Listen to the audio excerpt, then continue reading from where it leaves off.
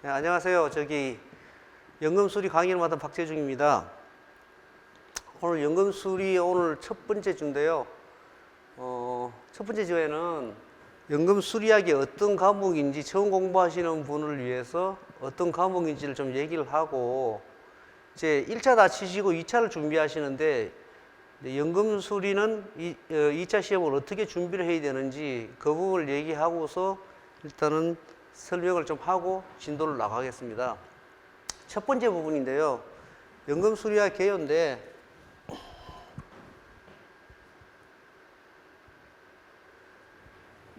제가 주신 자료를 보면은 연금수리학은 기본적으로 연금수리에 대한 기초 지식하고서 연금 지급 방식, 그 다음에 이제 연금 관련 회계, 그 다음에 건태법 1차 시험에 들어가 있죠, 그죠?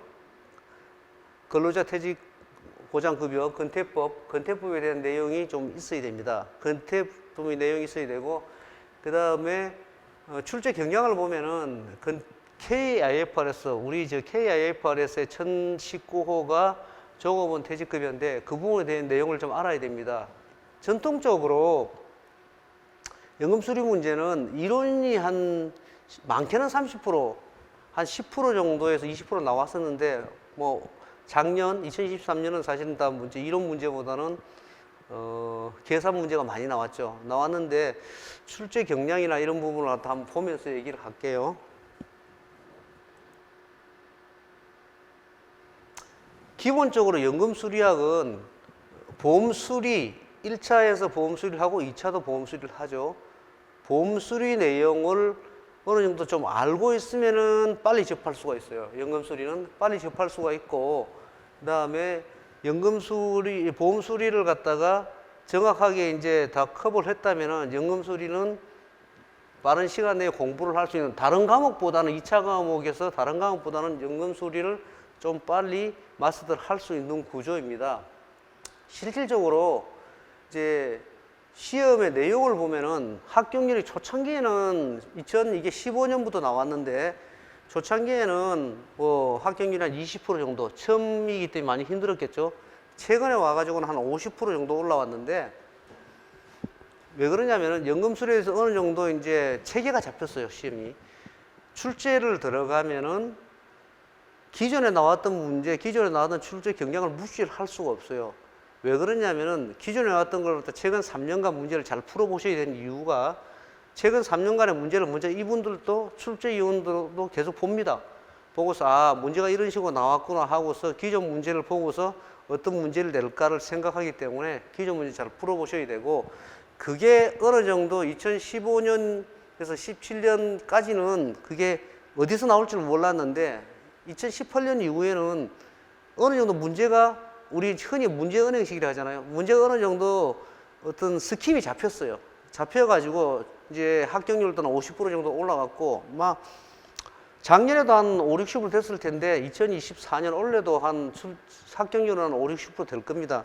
다른 과목보다는 좀 쉽게 될 수가 있고, 강의를 갖다 어떻게 하냐면은 일단은 두 가지로 생각하고 있습니다. 1단계는 일단 이론적인 거, 연금수리학 책을 가지고서 전체적인 이제 이론 강의를 할 겁니다. 이론 강의를 하고 난 다음에 이제 시험 치기 전에 2단계로서 모의고사반이나 핵심 정리를 할 텐데, 일단은 교재는 최신 연금수리학 이 교재를 할 겁니다.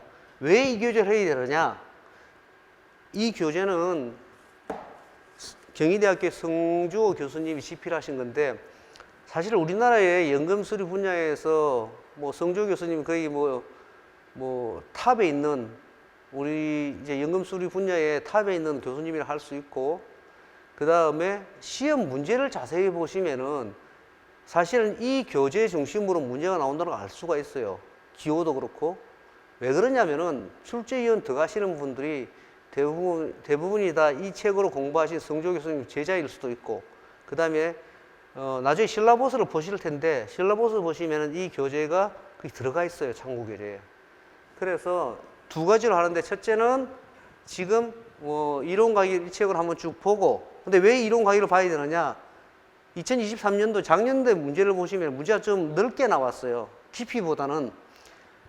이제 각각에 대해서 조금씩 지식을 가지고 있어야지 뭐 듀레이션이라든지 이율이라든지 기초적인 부분을 갖다 알고 그 문제를 갖다 여러 가지로 한 문제를 내고서 네다섯 가지를 물어보는, 그렇기 때문에 이론적인 바탕이 되지 않으면은 그 문제를 갖다가 이제 찍어서 공부한다, 깊이 있게 한다, 그거는 의미가 없어요. 사실 연금술에서는 넓게 나온다고 보시면 될 것 같고, 첫째, 이 강의 대상자를 보면은 이 이론 강의는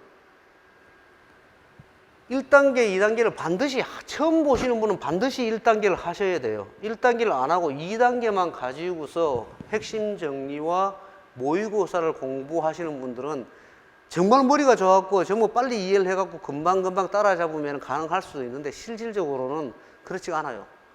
제가 강의를 해보니 2단계만 하셔가지고 문제풀이 위주로 해가지고 하신 분들은 실질적으로 비슷한 유형의 문제가 나와도 기본적인 개념이 정립되어 있지 않으면 문제를 잘 풀기가 힘들어요, 사실은. 그래갖고 떨어지신 분 많이 봤는데, 실제로 1단계를 한 번이라도 연금술이를 접해보신 분은 1단계를 안 들으고 2단계를 바로 하셔도 되는데, 안 들어보신 분이라면은 반드시 이 책의 내용을 갖다가 처음부터 끝까지 한번 꼭 들어보시라는 걸 권해드립니다. 권해드리고, 기초적인 이론 중심으로 문제가, 원래는 특히 보시면은 이론 중심의 문제가 많이 나왔기 때문에 단순 암기만으로는 안 된다, 이해를 하셔야 된다. 이러고 이제 만약에 한번 공부를 하신 분은 2단계만 하시면 된다 이러는데,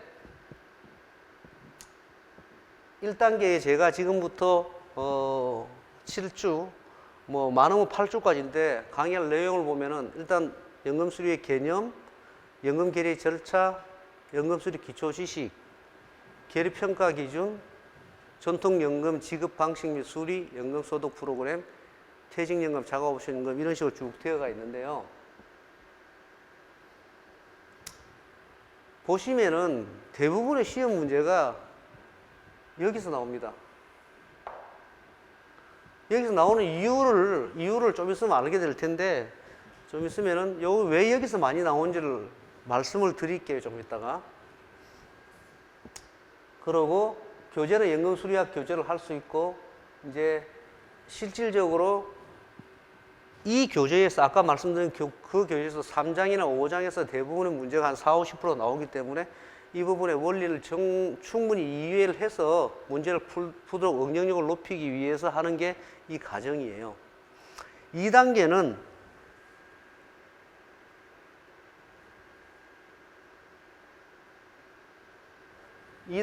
아마 한 4월쯤 4월이나 5월 개강할 것 같은데 철저하게 2차 시험을 위한 과정입니다. 그래서 이 교과서에 있는 이론의 핵심 요약을 정리하고 핵심의 개념을 정리를 하고 그 다음에 한 4주간 문제를 풀 겁니다. 여러분이 직접 여기서 풀어가지고 그걸 그 문제 풀이를 하고 그 다음에 문제를 갖다가 이런 문제는 이런 개념이라는 걸 설명을 해 드릴 거예요. 실제로 시험 치러 가면은 긴장이 돼가지고 여기서 푸는 것보다는 똑같은 문제라도 거기서는 더 당황해가 못 푸는 경우도 있을 수가 있어요. 그런 걸 위해서 정확하게 같은 시간 내에 앉아서 문제를 풀어보는 과정을 연습을 할 겁니다. 그래서 4월이나 5월에 할 텐데 한 7회 정도 해가지고 4회 정도는 모의고사를 풀 텐데 보통 문제가 한 8문제 정도 나오잖아요. 그죠?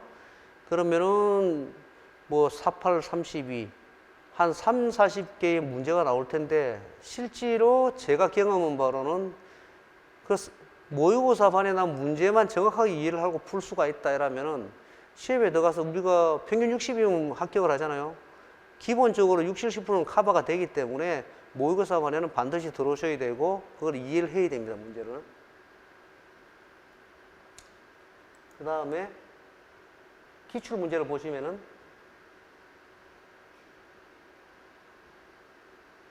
기출 문제를 분해를 해보면은 대다수가 여기서 아까 제가 말한 연금 재정 방식 3장에서 5장 계리 손익 여기서 많이 나왔죠. 그죠? 여기서 많이 나왔는데 작년에는 보시면 여기서 물론 나옵니다. 나오는데 작년에는 기초 지식이라든지 계리 절차라든지 기본적인 이론을 묻는 문제가 꽤 나왔어요. 사실은.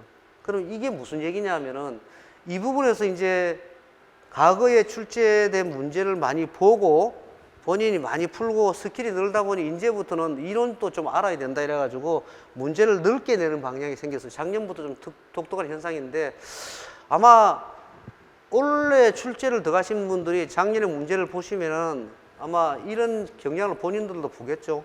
그래서 이론적인 백그라운드 위에다가 그걸 이용해서 문제를 푸는 문제를 내지 않을까 그렇게 보시기 때문에 이번에는 기본적인 연금수리 기초 지식도 좀 많이 알아야 된다 이런 말씀을 드릴게요. 자, 연금수리의 기본적인 연금수리학 개요를 말씀드렸고요. 여러분들이 2차 시험을 보면은 과거를 한번 볼게요. 과거에 제가 시험 칠 때 뭐 한 20, 30년 전이겠죠. 시험 칠 때는 2차 과목이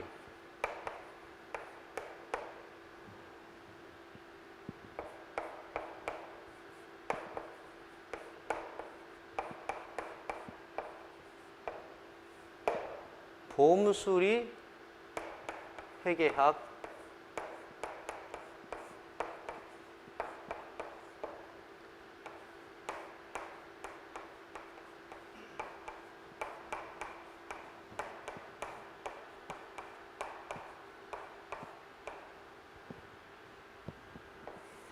과거에 제가 시험 칠 때는 이런 과목이 있었어요.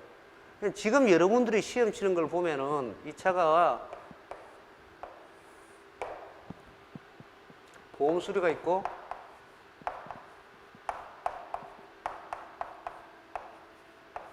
연금 수리가 있고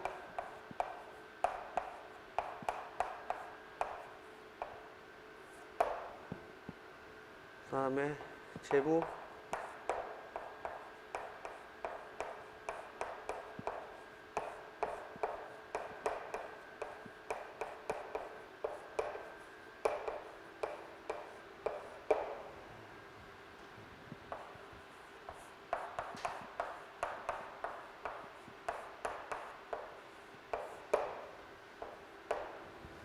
하나가 더 있죠. 계리 모형론.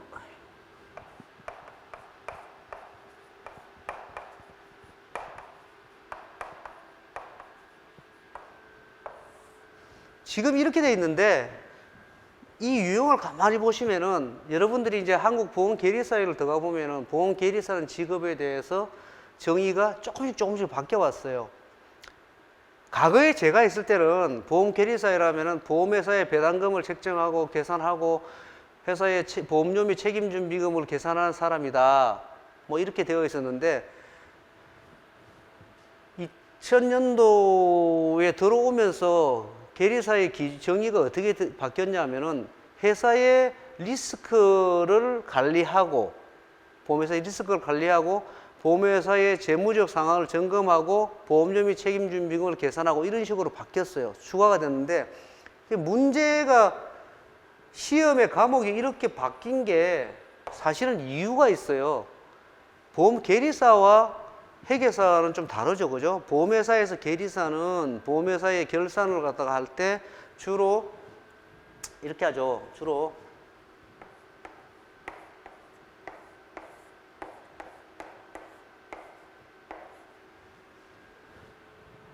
이 과목을 자세히 보시면은 주로 이 부분에서 부채 부분에 보험회사에서 가장 중요한 부채, 자산의 한 90%를 차지한다는 부채에 대해서 계산하는 방식, 우리가 흔히 말하는 보험수리,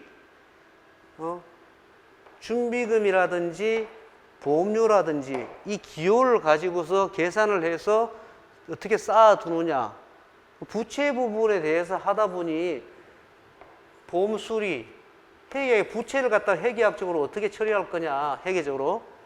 그 다음에 이론 및 실무, 이 부분이 이론 및 실무가 일로 가고 보험수리가 이렇게 나눠졌어요. 재무관리는 새로 들어간 거죠. 그러면 왜 이래 됐느냐?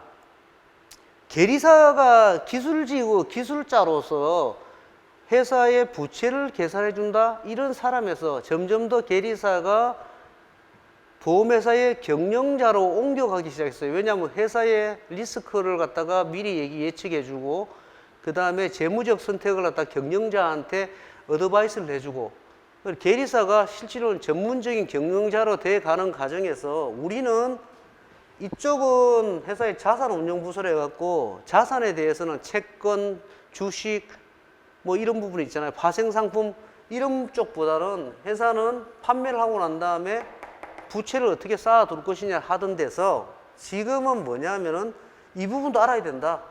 우리나라의 계리사들이 어셋 액츄얼이 자산에 대한 계리사, 자산을 많이 하는 계리사가 없다. 부채를 많이 하는데 자산은 전문적으로 자산 A 직군에 있는 사람들이 한다. 이렇게 했는데 실제로는 세상이 복잡해지면서 보험회사가 종합금융으로 가면서 자산 쪽도 알아야 되고 이쪽도 알아야 된다. 이쪽이 우리가 말하는 RBC나 킥스라든지 이런 부분이 연관이 돼 있죠. 그죠? 그래서 재무관리가 들어갔던 이유는 재무관리는 채권이라든지 파생상품이라든지 이런 부분은 자산도 계리사가 알아야 된다. 그 다음에 보험 수리는 크게 나눠갖고 진짜 우리가 생명보험하고 손해보험 원래 보험 수리의 대부분을 차지했던 게 이 생명보험이었어요. 우리 시험 칠 때는. 근데 손해보험 수리, 손해보험에도 장기보험이 있긴 하지만 손해보험 수리 쪽은 약했었는데 이게 사실은 계리 모형농 가면은 손해보험 수리 쪽이 가까워요. 사실은 손해보험 수리라고도 하는데 그래서 보험 수리가 좀 더 깊이 되면 나눠지면서 생명보험, 손해보험 해가지고 계리 모형농이 생기게 됐고 과거에 우리 종신보험, 정기보험 이런 보험 수리가 있으면서 계리 모형농에 가고서 계리 모형농은 손해보험 쪽에다가 진정계수라든지 이런 부분을 계산하는 거잖아요. 그죠? 통계적 이론이라든지. 그래서 조금 더 바뀌고 있고서 계리사가 점점 더 범위가 넓어져서 회사의 경영 전반을 갖다가 전반하다 계리사가 커버를 할 수 있게 어드바이스를 할 수 있게 그런 식으로 역할이 바뀌고 있다. 그 다음에 리스크 관리는 이론 및 실무에서 좀 더 발전을 해가지고 회사의 재무적 리스크만 있는 게 아니고 여러 가지 리스크가 있죠. 그죠?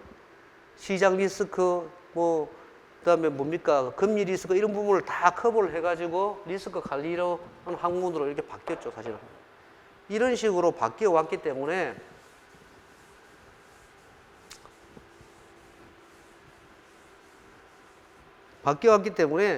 계리사가 여러분이 공부하는 계리사가 일단은 점점 더 영역이 넓어지고 있고 또 한 가지 좋은 점은 우리가 IFRS 17을 갖다가 이제 뭡니까 발생주의 회계로 바뀌게 되면서 더 많은 사람이 필요하게 되고서 요즘에는 이제 인력이 모자라서 이제 어깨에 좀 많이 구하고 있죠. 그래 점점 더 제가 봤을 때는 계리 인력은 수요가 늘어날 거다.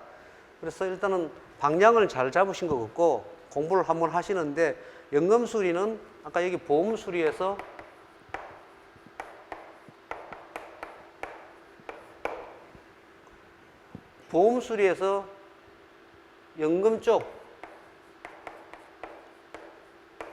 연금 쪽을 갖다가 나누어서 여기서 보험 수리에서 연금보험이라 그러면은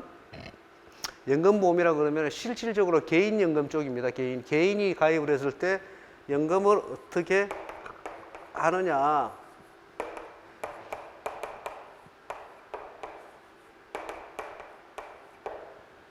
연금을 갖다 개인적으로 어떻게 하느냐인데 이 부분이 보험 수리에 들어가 있지만은 실질적으로 여기서 말하는 연금 수리학은 조금 개념이 다른 게 우리가 퇴직연금하고 국민연금하고 이런 전체 실질적으로 제도적인 영역, 퇴직연금 제도라고 그러잖아요. 그죠? 제도적 영역을 갖다가 개인연금보다는 퇴직연금 쪽을 많이 다루고 있어요.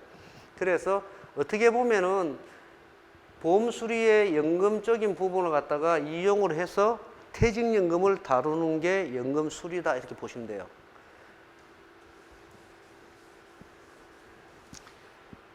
어떤 시험을 공부하게 되면은 사실은 이제 우리는 학자가 돼서 뭐 나는 수리학의 학자가 되겠다 이런 것보다는 계리사 시험을 합격해야 되잖아요. 그래서 어떤 시험을 공부하다 보면은 일단은 출제 경략을 알아야 되고 어떤 게 실제로 출제하는 내용이 어떤 영역인지를 알아야 되잖아요.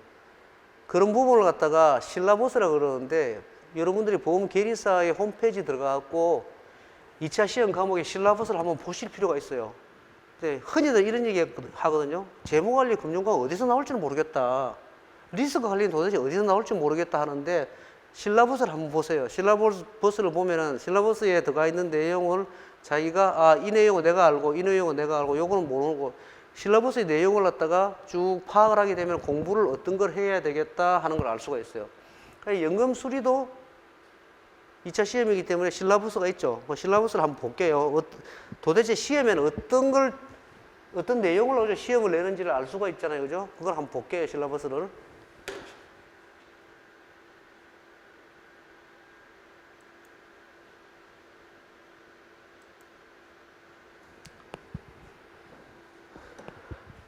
연금수리학 실라버스 이게 계리사회가 있는 건데 내용을 보시면은 수험생들에게 도움을 주고 수험생에게 도움을 주고 출제위원들에게 가이드라인을 제시하기 위해서 한국 계리사회에서 작성한 거다. 그럼 연금수리에서 어떤 출제위원들이 어떤 가이드라인 안에서 시험을 내는지 학생들은 어떤 걸 공부해야 되는지를 갖다 여기서 얘기를 하기 위해서 참고하라고 내놓은 거다. 하지만 보험계리사 시험은 금융감독원이나 개발원에 주관하죠. 개발원에서 문제를 내고 하는데 그래서 공식적인 견해는 아니지만은 한국 계리사회, 우리 계리사회에서 봤을 때는 연금수리학에서는 이런 부분을 갖다가 시험에서 다루어야 된다 이런 걸 내용을 해놓은 거예요. 이게 다른 과목도 다 있습니다. 한번 더 가서 보세요. 그럼 막막하다 하지 말고 요런 걸 갖다가 공부를 해야 되겠구나 하고 이걸 갖다 지침서를 주는 거예요. 내용을 한번 볼게요. 주로 어떤 걸 하는지.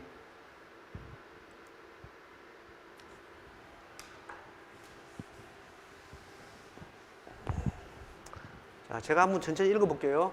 연금수리학의 학습 목표는 보험수리학과 연금수리학의 차이를 파악해야 된다. 자, 보험수리에서는 뭘 다루고 아까 개인연금을 많이 다룬다 했잖아요.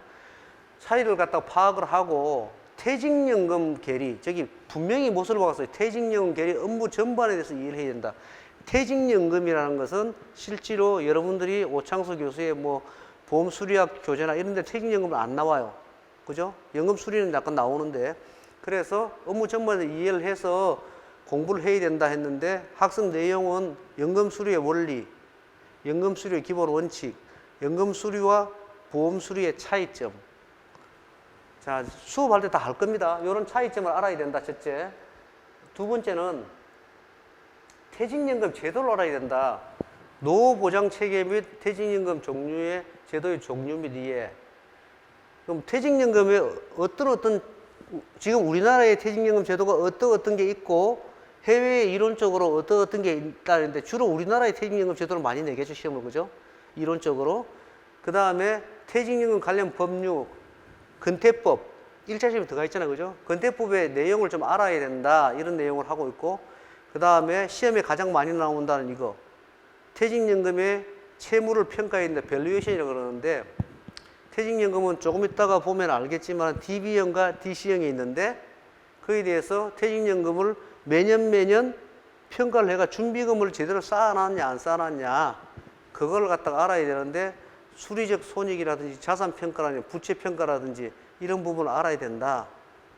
그리고 여기서 퇴직연금 채무평가의 프로세스를 알아야 된다. 이게 무슨 얘기냐면 근태법에서 퇴직연금 채무를 어떻게 처리하느냐 어떤 회사가 직원들의 퇴직급여를 다 쌓아놨어요. 외부에 다 쌓아놨어요.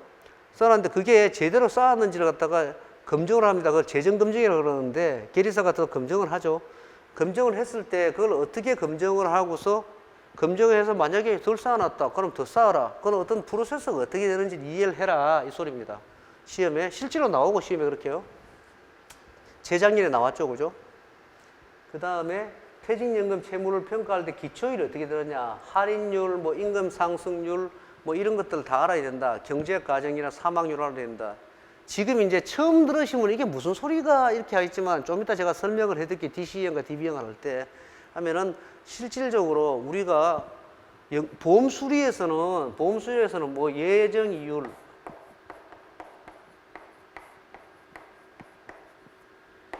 예정 사망률,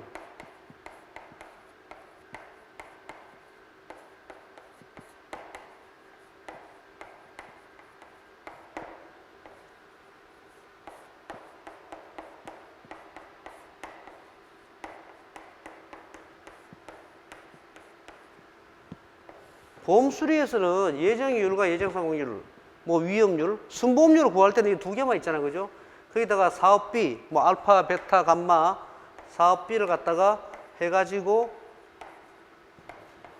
순보험료를 구하고 순보험료에서 더하기 사업비를 해서 영업보험료를 구한다.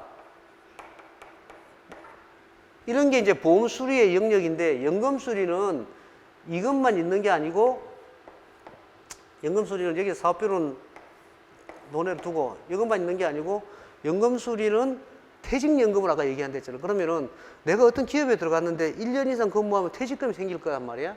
그럼 퇴직금을 생기는데 이 퇴직금을 얼마를 쌓아야 되는지를 하는데 보험 수리하고 다른 게 있어. 왜냐하면은 보험 수리는 보험료가 딱 정해지면 그 돈을 딱 납입기간 내면 되는데 연금 수리는 회사를 들어가면은 내가 그냥 연봉 3천에 들어갔다 치면은 3천이 계속 하는 건 아니단 말이에요. 정한 게. 왜냐면은 임금 인상률도 있을 거고 임금 상승률도 인상도 있을 거고 또 뭐가 있어요? 계속 사업만 있는 게 아니고 3년 뒤에는 대리도 되고 가장도 되면은 급여가 이렇게 올라가죠. 이렇게 대리 가장의 급여가 올라가죠. 임금 인상률 더하기 승급률이라고 있죠. 승급률, 승진율, 승급률. 그리고 또 한 개 또 뭐가 있어요? 퇴직률이 있잖아. 내가 퇴직을 하잖아요. 나중에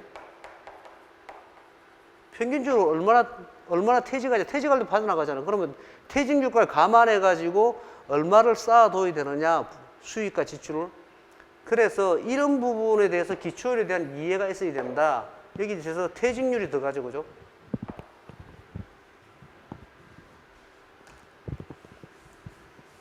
그래서 보험 수리하고 산출하는 과정은 똑같은데 수익과 지출, 어떤 과정을 써서 미래에 어떻게 수입이 될 것이냐, 어떻게 지출이 될 것이냐, 그거는 똑같은데 거기에 들어가는 기초율은 다르다는 얘기지. 보험 수리와 연금 수리는 다르다는 얘기예요.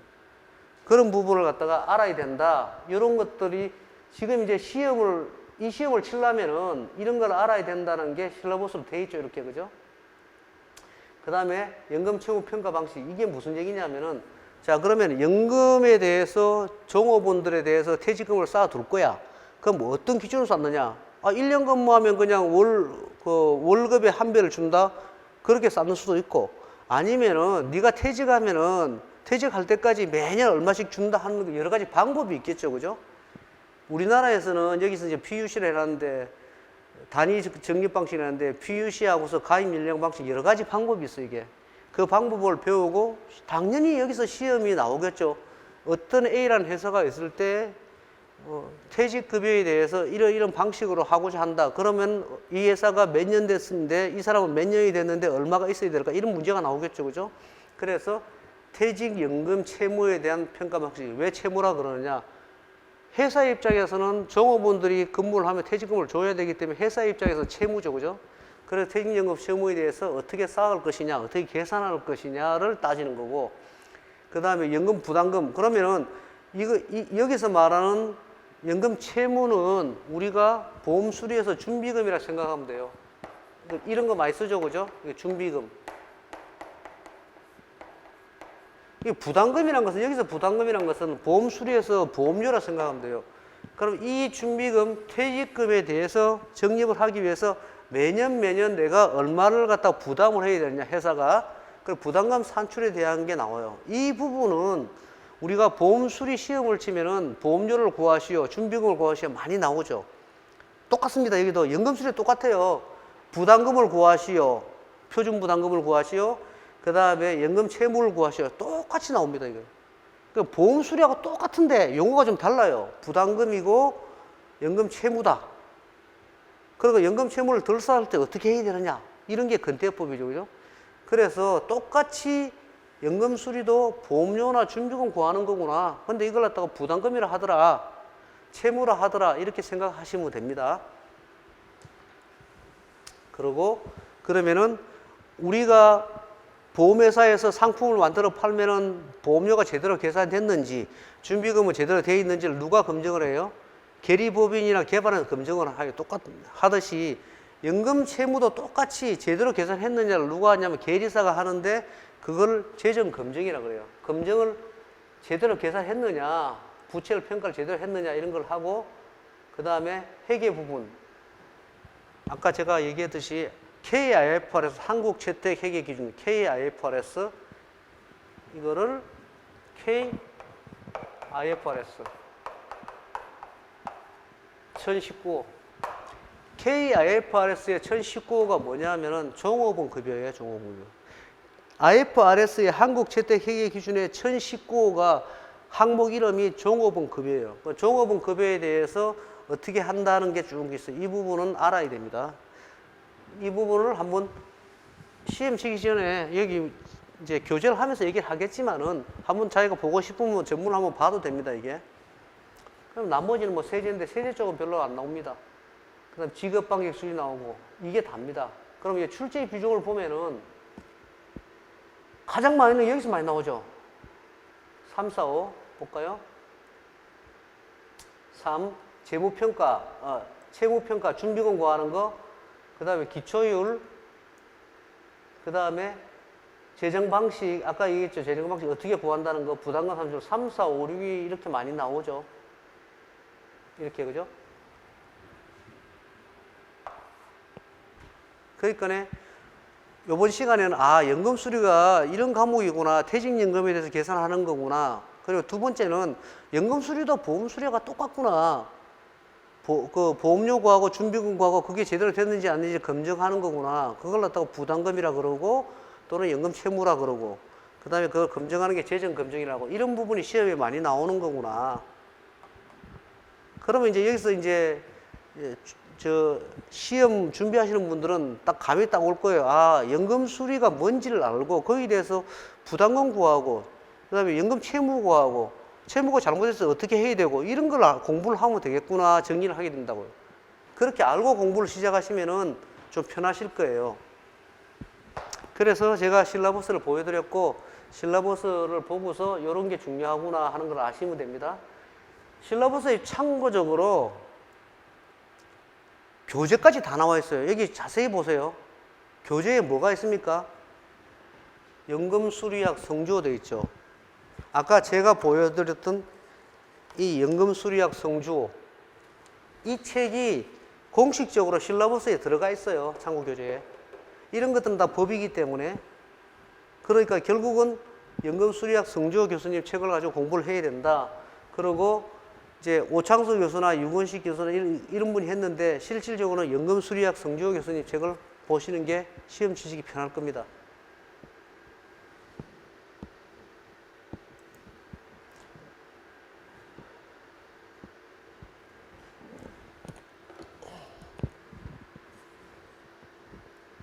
자, 세 번째는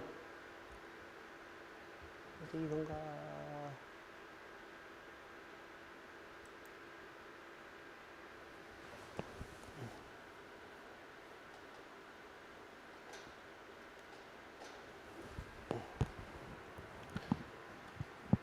자, 지금 앞에서 실라버스를 보면서 연금 수리가 어떤 과목이란 걸 이해를 했는데 연금 수리에서 가지고 있는 게 퇴직연금 제도를 이해해 퇴직연금을 다룬다 했어요.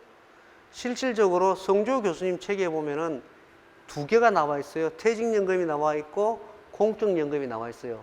근데 공적연금은 아직도 한 번도 시험에 나온 적이 없어요. 왜냐하면은 아까 실라버스 봤잖아요. 그죠? 실라버스 퇴직연금에 대해서 얘기를 하고 있잖아요. 그래도 워낙 시험이 유형화가 되고 패턴화가 되어 있기 때문에 좀 다른 걸 내보고 싶다 이러면은 공적연금이 교재에 들어가 있기 때문에 또 실라버스에 최종에 참고 교재가 있었잖아요. 그럼 그 교재에 있는 내용을 갖다가 또 무시를 할 수 없기 때문에 한 10% 정도는 공부를 해두는 게 좋아요.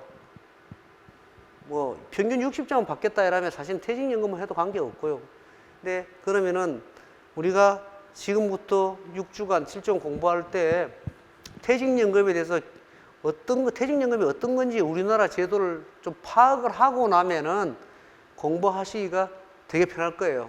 그래서 퇴직연금에 대해서 나름대로 제가 파워포인트를 만들어 봤는데 퇴직연금 제도 파워포인트를 만들어 봤는데 이걸 갖다가 이해만 하시고 넘어가면은 다음 시간부터는 퇴직연금에 대해서 자세히 설명을 하기 때문에 이해만 하시고 넘어가면 돼요.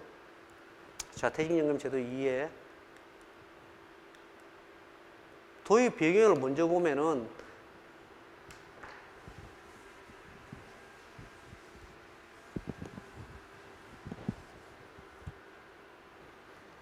퇴직연금이 언제부터 생겼냐면은 2005년도 12월에 도입이 됐는데 그럼 그전에는 없었느냐? 그전에도 있었어요. 있었는데 그전에는 퇴직금 제도라는 게 있었어요. 그러면 퇴직연금을 왜 도입을 했느냐? 일단은 환경이 많이 바뀌었어요.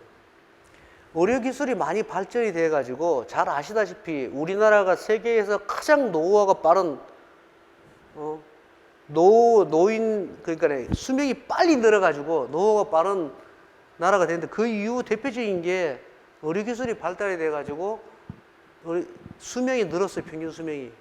제가 입사할 때에, 제가 90년 입사했는데 입사했을 때 보험료를 계산할 때에 우리나라 평균 수명이 65세 정도 됐어요. 65에서 68. 그런데 지금 우리나라의 평균 수명은 남자가 82에서 83이고 여자가 85까지 86. 거의 그냥 한 20년이 더 늘어나 버렸어요, 수명이. 그래서 이렇게 하다 보니 어떤 문제가 생기나요? 장수 리스크가 생기는 거예요. 사람이 한 사람이 살아가는데 80세, 90세까지 산다면 물론 이건 평균 수명입니다. 평균 수명이 이렇게 된다는 얘기는 여러분들이나 저는 거의 100세, 90세 이상 100세까지 간다는 얘기예요. 그러면 사람이 죽지 않으면은 돈을 써야 되고 먹어야 되는데 사실은 이걸 다 비용으로 처리한다면은 그 비용이 뭔가 수입이 있어야 될 거 아니에요. 그러다 보니까 나오는 게 롱지비티라 해가지고 오래 사는 거에 대한 리스크가 생기는 거예요. 오래 살면 어떤 리스크가 생겨요? 건강 문제. 병원에 가시면은 실제로 내과 이런 데 가시면 노인들 되게 많습니다. 할머니, 할아버지들. 그런 문제 다 비용이잖아요. 그럼 이 할머니, 할아버지도 그냥 있나요? 또 생활을 기본적으로 생활 필수적으로 먹어야 되는 게 있단 말이에요. 그런 문제가 생기게 됐고 우리나라가 최단기간에 평균 수명이 증가한 나라고 두 번째는 요즘 말이 많은데 출산 거의 안 하잖아요. 여자 한 명도 안 낳는다. 0.8명 낳는다는데 저출산 고령화 오래 살다 보니까 의식이 바뀌게 돼요. 전통 의식이 바뀌는데 저 어렸을 때는 당연히 자식들 많으죠. 우리 형제들도 많고 했는데 당연히 부모님이 늙어서 이제 65세, 70세 넘어서 돈 수입이 없으면 당연히 부모님 모시고 사는 게 전통적인 의식이었어요. 결혼하면 당연히 부모님과 같이 사는 거였는데 요즘은 그런 게 없죠. 실질적으로 노후 생활에 대해서 부모님들이 내가 이 애들 열심히 키워두면은 내 노후에는 얘들한테 용돈 받아서 그냥 먹고 사는 거 되겠지 했는데 실제로 그게 깨지기 시작했어요. 한 명씩 넣고 자식이 없다 보니. 그리고 대부분의 한 명의 자녀들도 물어보면은 노후 생활에 대해서 자녀 의존이 어려운 게 부모를 내가 부양하겠다. 우리 부모님은 내가 당연히 모시고 살아야지 하는 게 우리나라에서는 30% 정도밖에 안 돼요. 30.2%인가. 그러니까 3명 중에 1명 말고는 부모를 모시기, 그것도 말은 대답은 이렇게 했지만 실질적으로 모시기도 힘들죠, 실제로. 그죠? 그렇게 생활 패턴이 바뀌고 있고, 그 다음에 환경 변화가 직업의식이나 기업 환경이 바뀌고 있어요. 워레벨이라는데, 자, 우리 때는, 보세요.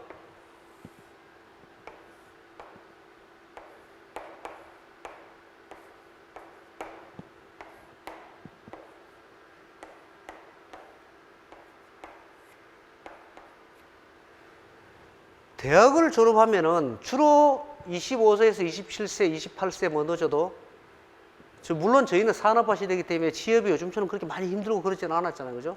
그러면은 55세에 은퇴를 하거나 그러면 뭐 27이라면은 55세면 28년을 일을 하죠. 그죠? 뭐 여자인 경우에는 30년 일할 수도 있겠죠. 물론 그 전에 여자는 많이 그만두죠. 결혼하고 이러는데 남자를 기준으로 하면은 그러면 55세까지 일하고 뭐 많이면 임원이 되고 이러면 한 60까지 될 수도 있겠지. 일하고서 평균 수명이 그때는 내가 대학 졸업하고 들어갔을 때는 65세에서 68이야. 그러면 보시면은 10년 많이 돼야 이제 15년 28년 일을 해가지고 내가 10년이나 15년만 먹고 살면은 여기서 아웃이 되는 거야. 한 사람 인생이 이렇게 됐는데 지금은 어떠냐면은 취업도 늦어졌죠. 그 다음에 우리 퇴직을 60세라고 하지만은 60세 하지만 실제로 그 앞에 퇴직을 많이 해요. 단기 퇴직이 많이 해요. 그러고 난 다음에 이제 60세가 했다 치자. 근데 평균 30년을 먹고 살아야 돼. 그러니까 내가 일한 기간보다 내가 돈을 벌고서 많이 소득이 올라가는 구간이죠, 이게. 여기서부터 소득을 까먹는 구간이야. 내가 일한 것보다 더 많은 시간이 내한테는 노후에 남아있단 말이에요. 그것뿐만이 아니고 요즘 젊은 친구들은 워레벨이라는 걸 좋아해가지고 워크 앤 라이프 밸런스라는데 일하는 것도 중요하지만 선진국에 왔다는 얘기예요. 이런 거 중요하지만 내 생활도 중요하다 이래가지고 평균 건속 요소가 이게 이제 2019년 조사한 건데 5인 이상 기업에 대해서 평균 건속 요소가 6년에서 7년, 6.5년밖에 안 돼요. 왜냐하면은 일을 많이 시키거든. 작은 회사에서 많이 시키고 퇴직 그렇다고 특권 수당을 주는 것도 아니고 대기업을 선호하는 이유가 그거죠. 그러면은 굳이 내가 이걸 밤늦게까지 일해가면서 내 생활을 없앨 수가 있느냐? 나는 월레벨이 중요하다 이래가지고 회사를 자꾸 옮겨 다닙니다, 이렇게. 그러니까 평균 건속, 한 회사에 평균 건속 요소 6.5년밖에 안 되고, 그러다 보니 자꾸 옮겨 다니니까 퇴직 연령도 짧아졌어요. 실제로는 60세지만은 사실은 50대 초반에 퇴직한 사람이 많단 말이에요, 40대까지. 그럼 무슨 얘기예요? 써야 될 기간은 늘어났는데, 실질적으로 옛날에는 한 회사 들어가면 그 회사에서 끝까지 있는 게 10년, 20년 있는 게 일반적인 직업의 어떤 패턴이었어요. 요새는 안 그래요. 많이 옮겨 다니는 게 더 능력이 있다 그러잖아. 그런 환경이 바뀌어버렸다. 그러면 이런 환경에서 노후의 안정적 생활을 위한 재무적 은퇴가 되겠느냐 이거지. 그래서 이걸 갖다가 국가가 제도를 만들어서까지도 해야 될 필요가 생겼다. 이런 게 환경이 바뀌었다는 얘기를 하는 거예요.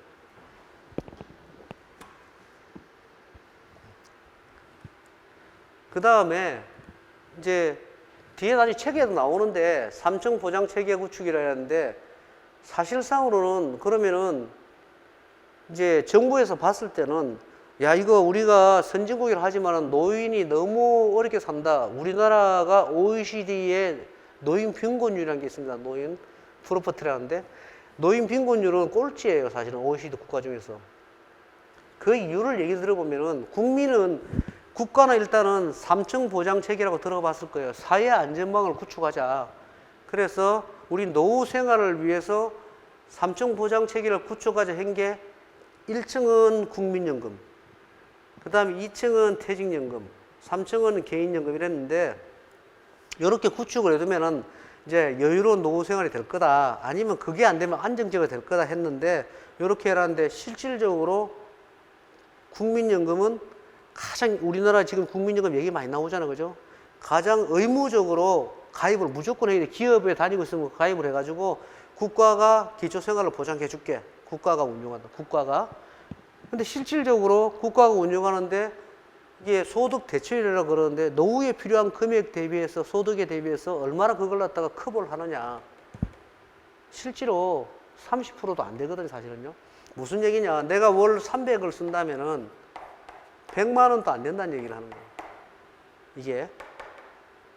그리고 이게 가장 그래서 기초적인 생활만 겨우 먹고 살 정도는 보장을 해줄게 했는데 그것 자체도 힘들어진다는 얘기고, 그래서 여기 또 이것도 안 되는 사람, 국민연금도 없는 사람들은 기초노령연금이라고 29만 원인가 19만 원인가요?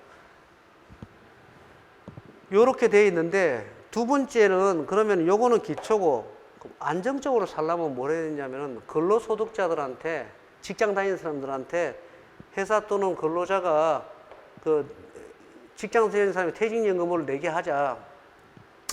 그러니까 자기 퇴직금을 위해서 소득의 몇 퍼센트를 내게 하자. 이거는 4.5%죠, 그죠? 개인이 4.5% 내고 회사가 4.5% 내고 이래서 자기 소득의 9% 정도가 계속 매월 쌓여갑니다. 이거는 퇴직금을 제대로 쌓아가지고 이 퇴직금을 가지고서 얘가 퇴직금의 퇴직 이후에 55세 이후에 퇴직을 하면은 이 퇴직금을 가지고서 요거하고 플러스 해가지고 좀 안정적으로 살게 하자. 이게 2층이고. 3층은 뭐냐면은 이거보다 나는 그래도 좀 더 여유롭게 살고 싶다 이러면 개인이 보험을 가입해라. 보험회사에. 그래서 여러분들이 보험회사나 금융회사 가면은 개인연금저축, 연금저축 이런 말 하잖아요. 그죠? 연금저축, 뭐, 신탁, 은행 가면은 뭐 연금저축 보험도 있고 보험회사 가면 그래서 이걸 갖다가 들어가지고 개인이 좀 가입을 해서 금융기관이 운용을 해가지고 퇴직 이후에 쓰게 하자 이렇게 했어요. 근데 실제로 이걸 가입을 얼마나 했을까요? 거의 없어요, 사실은요. 이런 삼층 보장 체계를 구축하자는 게 정부의 목표인데 정부는 왜 이런 짓거리를 하냐면은 어느 나라 정부든 간에 선진국의 정부의 가장 큰 문제가 노인들에 대한 비용 문제예요. 복리후생 문제. 점점 더 노인은 많아지고 우리나라 65세 이상 700만 넘어섰습니다.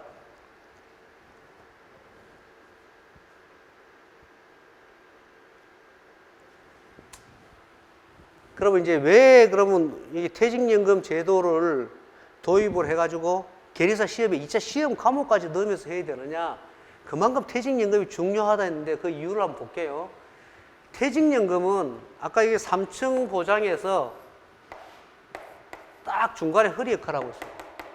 3층의 허리 역할을 하는데 국민연금하고 자기 생활비가 모자라는 부분을 갭을 채우는 기능이다. 그러면 갭이 무슨 국민연금과 무슨 갭이 있느냐? 두 가지가 있어. 소득을 받는 소득의 갭하고 연금 수령의 갭인데 자, 국민연금은 언제부터 받느냐 하면 65세부터 받습니다. 여러분들은. 옛날에 좀 가입하면 나 같은 사람 60이 한 2, 3세 되는데 다 65세에 받는데 아까 뭐라 그랬어요? 퇴직을 55세 또는 길어야 60세. 60세에 가는 사람도 없어, 사실은. 다 명퇴하고 만나면. 자, 60세에 내가 정년 퇴직을 했다가 칩시다. 근데 국민연금은 65세에 받아.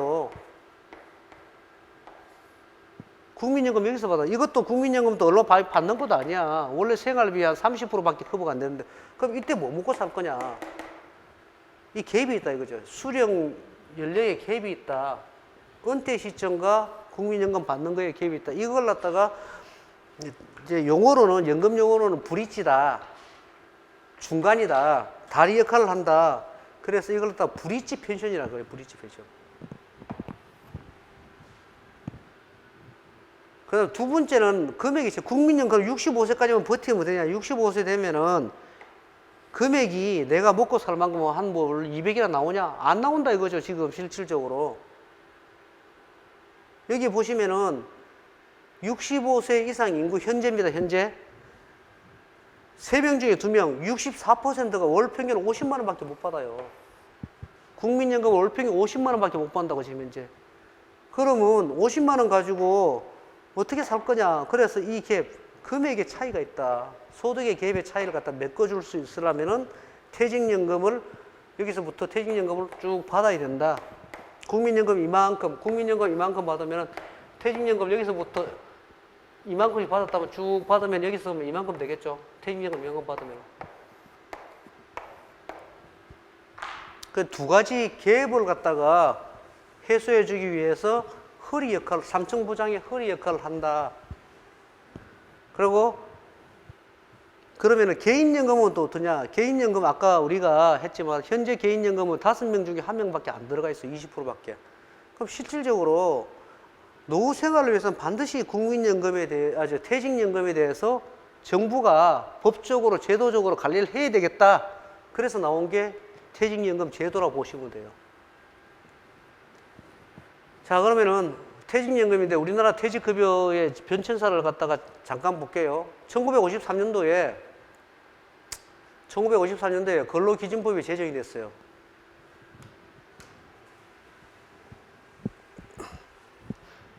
여러분들 60년대에 뭐 청계천에서 저기 몸에 불을 휘발유 붓고서 몸에 불을 붙여가 뛰어내리는 사람 있죠, 그죠? 청계천에서 근로기준법이 있는데 왜 이러냐 했잖아요. 1953년도에 근로기준법이 제정이 됐는데 이게 16인 이상 사업장만 적용이 되고 그럼 뭐 예를 들어 10명의 고용직원이 있다면 이거 근로기준법 안 지켜도 된다는 얘기예요. 그리고 해고를 했을 때만 2년 이상 근무한 사람만 지급해라. 무슨 얘기냐면은 내가 나가면은 근로기준법에 내가 나가면 퇴직금 안 준다는 얘기예요. 해고한 경우만 2년 이상 근무한 사람만 줘라.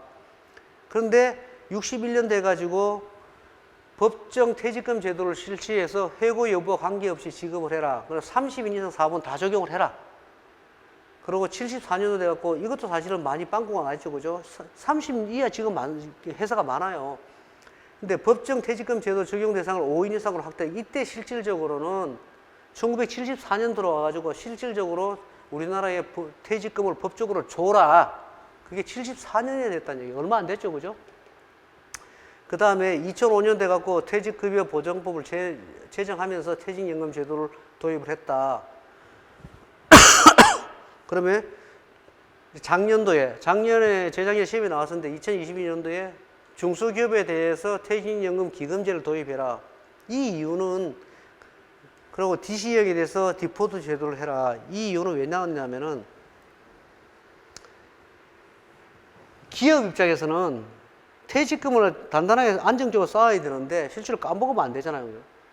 까먹으면 안 되는데 까먹으면 회사가 다 책임을 져야 되는데 실질적으로 그러다 보니까 원금 보장형 펀드라든지 금리가 아주 1%대 아주 2% 미만 이러니까 퇴직금 제도가 내가 퇴직금을 이렇게 근무를 하면 1년 근무하면 1개 쌓고 2년 근무하면 2개 쌓고 이렇게 쌓여야 되는데 이게 자꾸 투자를 내가지고 이렇게 쭉 올라가야 되는데 이게 기업 입장에서는 원금 보장형 하다 보니까 투자 수익률이 거의 1%에서 2% 사이. 그래서 이게 수익률 문제가 생긴 거예요. 한 10년 근무했는데 내 퇴직금이 지금 이자 전부터가 이래 올라가 있을 줄 알았는데 거의 없단 말이야, 수익이. 그래가지고 중소기업 퇴직금 기금제를 도입해서 근로복지공단에서 해서 운용을 하고 그 다음에 DC형과 DB형 곧 얘기를 할게요. DC형을 해서 수익률을 좀 올려야 되겠다. 이런 얘기가 항상 지금도 나오고 있는데 2022년에는 퇴직연금 기금제를 도입했다. DC형, 디폴트 제도를 갖다 시행했다. 사전 지정 운용대로. 그러니까 우리가 여기 계신 분들은 잘 알지 모르겠는데 일반적으로 제조업체에 다니면은 사실은 펀드라든지 투자를 이거 몰라요. 그래 그냥 맡겨두는데 그거를 본인이 다 책임을 져야 DC형은 책임을 져야 되는데 본인이 책임을 져야 되는데 투자 수익에 대해서 본인은 모른단 말이에요. 그러니까 금융기관에서 전문가들이 사전 운영, 지정 운영 해줄게. 그래서 지정 운영 제도를 해가지고 디폴트로 바꾸지 말고 디폴트로 하면 수익을 내게 만들겠다. 이런 게 디폴트예요. 그럼 퇴직금 제도에 이제 과거에 이게 제도가 나오게 된 이유의 배경인데 보시면은 퇴직연금이에요. 퇴직금 제도예요. 옛날에는 퇴직금을 주게 돼 있었어요. 퇴직금을 주게 돼 있는데 이것도 회사에 그냥 가지고 있으면 돼. 회사에 가지고 있는지 없는지도 모르겠지만 그래서 보면은 퇴직금 제도를 갖다가 우리 애가 이번에 결혼한다 그러면은 중간청산 받아버리고 그다음에 사업자금 써버리고 집 마련하고 이러니까 실질적으로 노후 생활을 위한 게 다 써버린 거예요. 이렇게 이런 걸로 다 써버리고 남는 게 없다 이거 퇴직금 제도가. 그래서 퇴직금 제도를 갖다가 이렇게 못 쓰게 하기 위해서 퇴직연금 제도를 했는데 퇴직급여의 재원을 외부에 적립한다. 퇴직금 제도는 사실은 회사가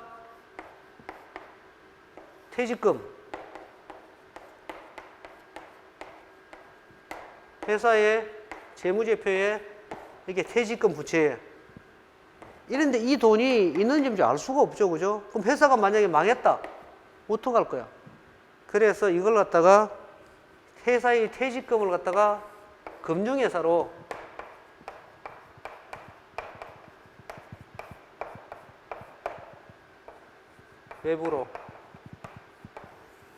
외부 금융회사로 이걸 갖다가 여기다가 쌓아둬라. 그러면은 이 회사가 망해도 외부에 쌓여있기 때문에 퇴직금이 보존될 거다. 그래서 외부 금융회사에 적립을 해서 근로자 또는 회사 또는 근로자가 적립금을 운용하고 나중에 퇴직했을 때에 연금으로 받거나 일시금으로 근로자를 준다. 이러면 뭐예요? 이거는 자기 퇴직금이 보전이 되는 거잖아. 그지? 회사에서 안 줄 수가 없겠죠. 그죠? 그래서 퇴직연금 제도가 나왔는데 잘 안 보이겠네. 내용이. 일단은 퇴직연금 제도는 사회 적립이다. 다양한 상품을 운용한다. 이거 회사가 마음대로 하는 거에서 자기가 이제 다양한 상품을 운용할 수도 있고 노사가 합의가 필요해요. 퇴직금 제도 운용은. 노사가 합의를 했는데 노조하고 일시금이나 연금을 선택할 수 있다. 뭐 개인형 IRP로 할 수 있다. 이렇게 퇴직금 연금 제도가 정립이 된 거예요. 근태법에서. 그래서 노후 생활을 위해서 퇴직금 연금을 갖다가 활용을 하자는 게 정부의 정책이었거든. 결국은 뭐냐면 퇴직연금 제도는 이런 말 많이 쓰거든요. 퇴직급여의 수급권을 강화했고 안정적인 노후 생활 가능하게 하고 근로자 선택권이 증가했고 금융시장 발전에도 기여를 했다. 왜 그러냐면은 지금 퇴직금이 300조가 넘었어요. 그러면은 이게 외부 금융기관에 300조 넘는 돈이 있다는 얘기는 그거는 금융시장이 발전이 되겠죠. 그죠? 그리고 교육도 막 시켜줘요. 퇴직 교육을 1년에 몇 번씩 하게 돼 있어요. 의무적으로.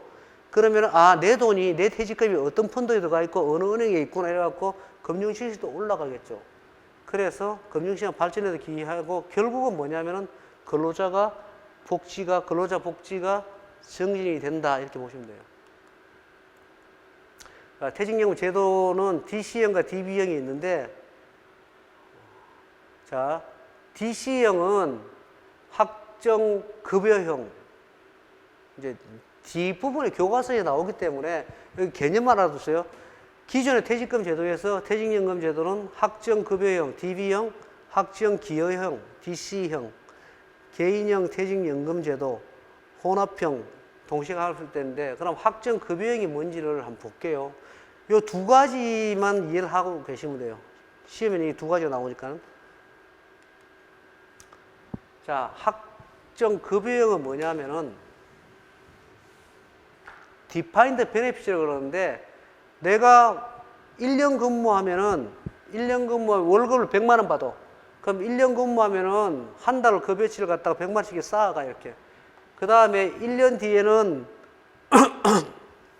여기 보면 임금 상승률이 5%가 있어요. 1년 뒤에는 임금이 105만 원 올랐어. 그럼 이때 쌓아둘 때는 105만 원이 쌓이겠죠. 그죠? 105만 원 곱하기 2개. 그러면 또 1년 뒤에 5%, 임금이 5% 올라서 110만 원이 돼서 그럼 3년 동안 내가 근무를 했다. 그리고 퇴사를 했다. 이러면은 3년 시점에 내 급여는 110만 원이야. 그럼 110만 원씩 3년을 근무했기 때문에 3개, 근속률 3년을 근무했기 때문에 3개월치 3개가 쌓여서 330만 원이 쌓였어야 된다. 이게 DB형이에요. 베네핏이 정해져 있다. 디파인드 베네핏인데, 그러면 제가 여기서 한 게 질문을 드리면은 내가 여기 급여가 여기 대리로 승진을 했어. 여기서 2년 내가 대리를 했다 칩시다. 대리 승진하면 급여가 갑자기 200만 원 올라버렸어. 그리고 3년 뒤에 퇴직을 했어. 그러면 200만 원 곱하기 3, 600만 원이 되죠. 그죠? 이런 게 DB형이에요. 그러면 DB형 경우에는 승진율이라는 게 있기 때문에 임금 상승률과 승진율이 있기 때문에 퇴직급여가 근무를 오래 하면은 그 직전 연도에 연봉을 가지고 하기 때문에 많이 올라간다는 걸 알 수가 있고, DC형은 뭐냐 하면은 이거는 DB형은 회사가 책임을 져야 되는 거고 이렇게 주게 돼 있어요. 법으로. DC형은 뭐냐 하면은 회사가 투자하는 거 말고 내가 그냥 받아서 투자하겠다라면은 월급, 그러니까 연봉의 12분의 1, 월급 그냥 한 달 월급을 그냥 딱 줘. 1년 딱 끝나면 바로 줘. 그럼 105만 원, 2년 끝나면 또 105만 줘. 그럼 이걸 내가 투자를 한단 말이에요. 어디서? 펀드 근데 투자를 해요. 그럼 100만 원 쌓여 있던 거에서 105만 원 더하기 투자 수익. 그 다음에 3년 지나면 또 110만 원. 그때 줘버리고 마는 거야, 그냥. 이렇게. 그래, 그걸 가지고서 나는 투자를 하는 거지, 투자 수익. 그 DC형은 투자 수익은 내가 책임지기 위해서 내가 어떤 펀드, 어떤 금융기관을 지정해갖고 하게 돼 있죠. 그러면 얼핏 봤을 때 DB형과 DC형이 어느 게 유리할까?